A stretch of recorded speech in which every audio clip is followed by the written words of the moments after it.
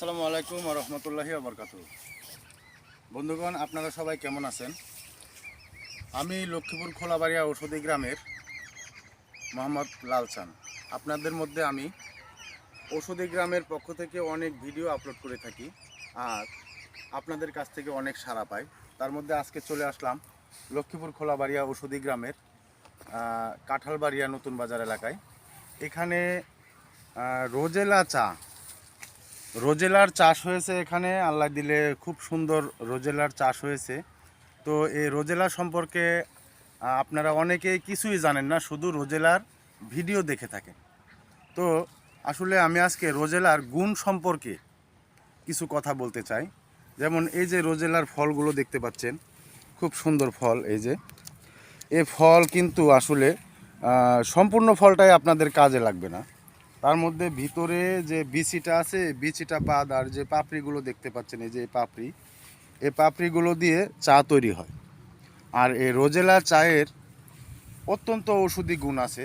তার মধ্যে সর্বোচ্চ 1 নম্বরে যে ঔষধি গুণটি হলো, এই রোজেলা চা যারা নিয়মিত না খাবেন তাদের কোনো দিন হাঁপানি অ্যাজমা সমস্যাটা যদি থেকে থাকে, এটা অবশ্যই কিছুদিন চা খেলে ইনশাল্লাহ ওই অ্যাজমার সমস্যাটা সমাধান হবে।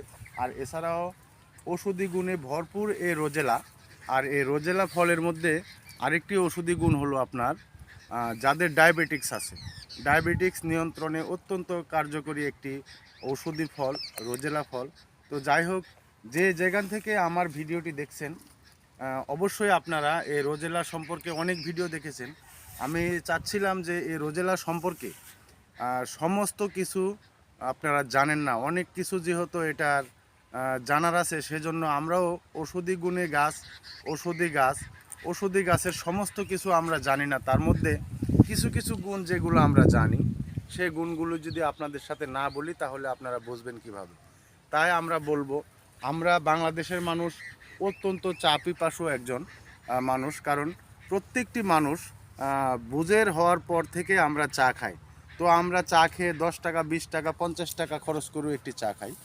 তো যাই হোক, যে চাগুলি খাই, এই চায়ের মধ্যে রোজেলা চা একটি অত্যন্ত ঔষধি গুণ সম্পর্ক একটি চা। এই চাটি আপনারা খাবেন, টাকা খরচ করে চা খাবেন, চা খাইলে ঠকবেন না। তো যাই হোক, আপনারা ভিডিওটি দেখে কেমন লাগলো অবশ্যই কমেন্টে জানাবেন। আর আপনারা এই রোজেলা ফলের চা কিভাবে তৈরি করতে হয় আপনারা হয়তোবা অনেকেই বোঝেননি বা বুঝতে চাইবেন কমেন্টে। তার মধ্যে আমি আগেই বলে দিই, রোজেলা চা হলো, এই যে রোজেলার যে পাপড়িগুলো আছে ফলের, এই পাপড়ি থেকে একজন মানুষের 1 কাপ চায়ের জন্য 3টি পাপড়ি যথেষ্ট। আর এই 3টি পাপড়ি ফুটন্ত পানিতে দেওয়ার পর কিছুক্ষণ পরেই একটা চায়ের মতন হবে। আর সেই চাটা গরম গরম আমরা খাবো ইনশাল্লাহ।